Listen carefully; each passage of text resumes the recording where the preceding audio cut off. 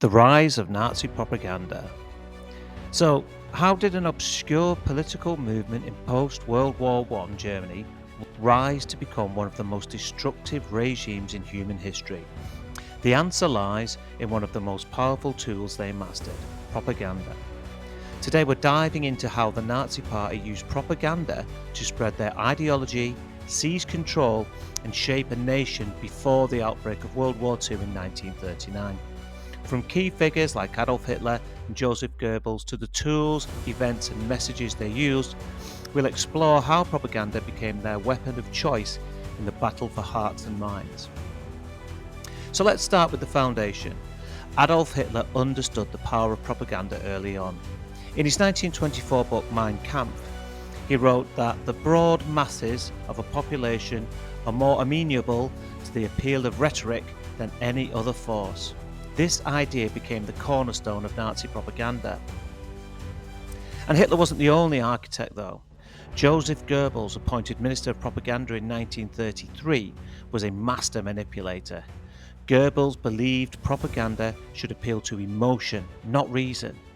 He perfected techniques like simple, repetitive messaging and exploiting existing fears and prejudices to manipulate public opinion. The Nazis believed that propaganda wasn't just a tool, it was essential for controlling the masses and securing their vision of a new Germany. First, nationalism and unity. The Nazis glorified German heritage and Aryan supremacy. Their slogan, Ein Volk, ein Reich, ein Führer, meaning one people, one Reich, one leader, was everywhere. It emphasized unity under Hitler's leadership. Next, we had anti-Semitism. Jews were blamed for Germany's economic struggles, the spread of communism, and even the defeat in World War I. Newspapers like Der Stürmer published hateful caricatures to fuel anti-Jewish sentiment. This laid the groundwork for policies like the 1935 Nuremberg laws, which legalized racial discrimination. The Nazis also targeted communism. They portrayed communists as a direct threat to the German stability and culture. And finally, there was militarism and Lebensraum, or living space. Propaganda glorified military strength and the need for Germany to expand its territory, planting the seeds for future wars. So, how did they go about this?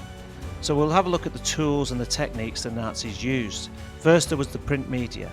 The Nazi Party controlled 82% of German newspapers by 1939, with publications like the Völkischer Beobachter reaching millions. Then came radio. The Nazis made radios affordable, with the People's Receiver ensuring 70% of households had one by 1939. Hitler's speeches, patriotic music and ideological broadcasts dominated the airwaves. Film was used and was a powerful tool. Perhaps the most famous example is Leni Riefenstahl's Triumph of the Will from 1935, which glorified Hitler and showcased the Nazi Party as the saviours of Germany. The Nazis also mastered the art of public spectacle. The Nuremberg rallies, held annually from 1927 to 1938, were massive. They were choreographed events designed to inspire awe and loyalty. Symbols like the swastika and torchlight parades became synonymous with power and unity. And finally, the Nazis targeted education. Textbooks were rewritten to include racial ideology, and youth organisations like the Hitler Youth became mandatory by 1936, indoctrinating millions of young Germans. So let's see how Nazi propaganda was put into action. In 1933, the Reichstag Fire was used to justify suspending civil liberties and outlawing opposition parties. The Nazis framed it as a communist plot to destroy Germany.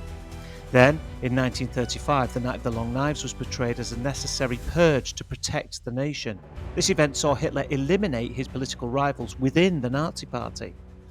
And in 1936, there was the Berlin Olympics. This gave the Nazis an international stage.